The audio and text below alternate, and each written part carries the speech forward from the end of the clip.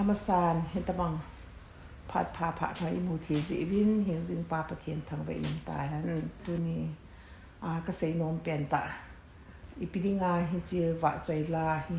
sa do theding le ngai thedinga do ham ipija hi chi hi hung ki bol ham ti aki bol lo na aji hi tham khat ka sei do no men hasan na genthei na za chong chong sei do thelo explain bol thelo mu thelo boina za chong chong tam ta han lang thasit na the ipi han na hi jong le hingzing pathian hi e ma pui le e lam kai pa hi ti hi kalung thim sunga hen that the in ka nei jingen ka tu jingen jong le aman jong masanga ki pa sa ka pin tha nya ki pa sa tu ni san ge hin e tha ka pu in ki pana ka nei ti jong le aman e pi in ka thasit kom jong le aman e pi in ka lol hin kom jong le ama hin e pi in hi chu ho zal hin ke jong tu ni san ge in hi ta bang hen ama sumol pholowa ama tu dinga ka na ho a hita bang ha san ho kaneya ka to ji ting long le ama ni pi zarin tawna kamangin ama adingin na to na hi han lang ipi hi jeng zong le thu se na la sa na hi zong le kane lai ta in hi chi la chang ki ti dam thu chang ki ti dam ho hi kalung thim sung hin hong do en yezun pathinin e ho lim pi na ki ya dinga ka testimony ta bang hin ka kama ka sei sa nga zong hi chi la hi kalung thim sunga hung kon do le hung do ho chang si hi hung ki zia hung ki sun he hung ki sa he tai ti dong hi in he thim dong win ka tahsan win a hin la adi da thasi ta le ipem lung liang vai ta kom la ya taw na ka ni lai ta hin pathin in gal zo na api hi cha ko na zo o pakai na phat na ho hi aloupi e na ngai ki ngai hi iti loupi hi tam na ngai ki ngai hi iti cham kim hi tam ti ho ke male ke man taw na ka nei lai ta hi ka taw na o changa hi cho ho hi hung pod do a hi cha ko na chu wa chai la a sa thi ding din mo la hi hung ma hin hi chi zo chun na sa ta in kalung thim so hin ke pa na ka hin nin hi chi pha na chu ken jong o pathin nang hin na loupi mo nge amen hallelujah hallelujah amen ti a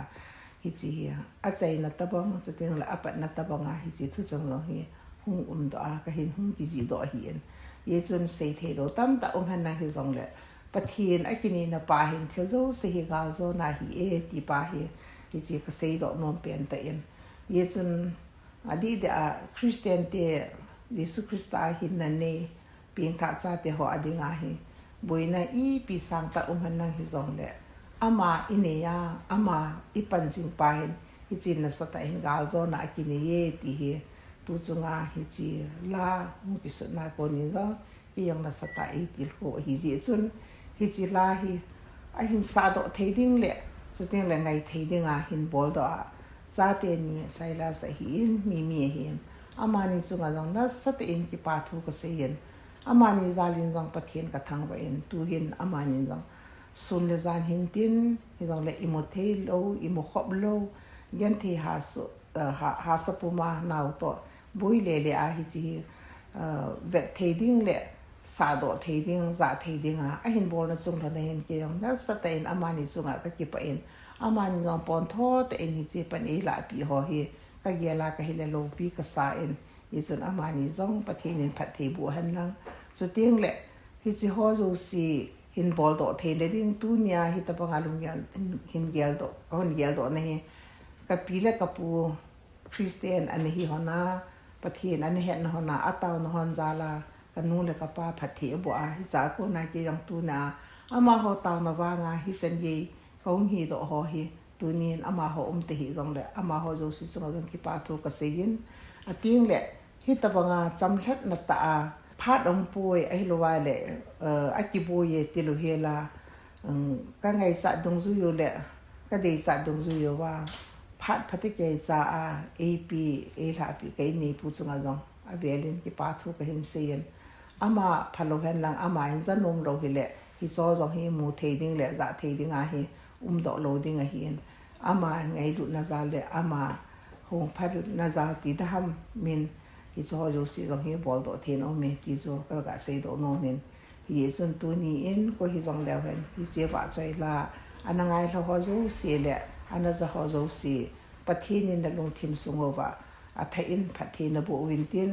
na ho jong pakaya ko na mal som na ana chang ta win ti chu ka tip na le ka kinep na ho jong ka hin sei pi de hi ve ka ki pa Psalm number som thum lali chang khat apat chang thum chan chang khat keiman pha zo sin pakai vahchoi jing ting avahchoi na ka kam sum to ki chat pon te chang ni kalhagau pakaya akithang at zengin bolgen theya umten zau hen ki pa chi u hen chang thum khaye pakai choi an chi u hitin thakhat ta in amin choi sangu hite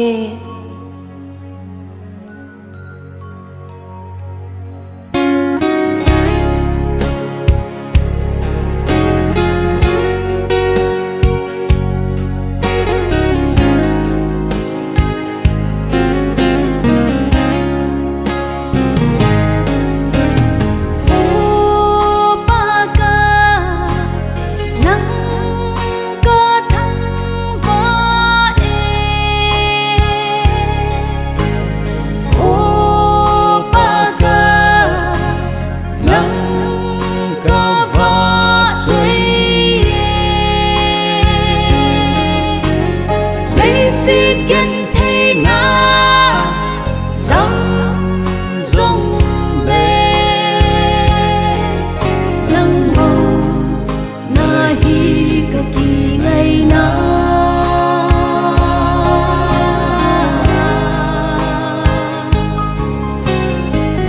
dinga lo tahsan dia lo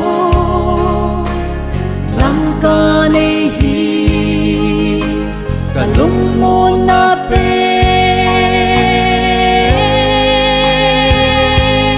nahi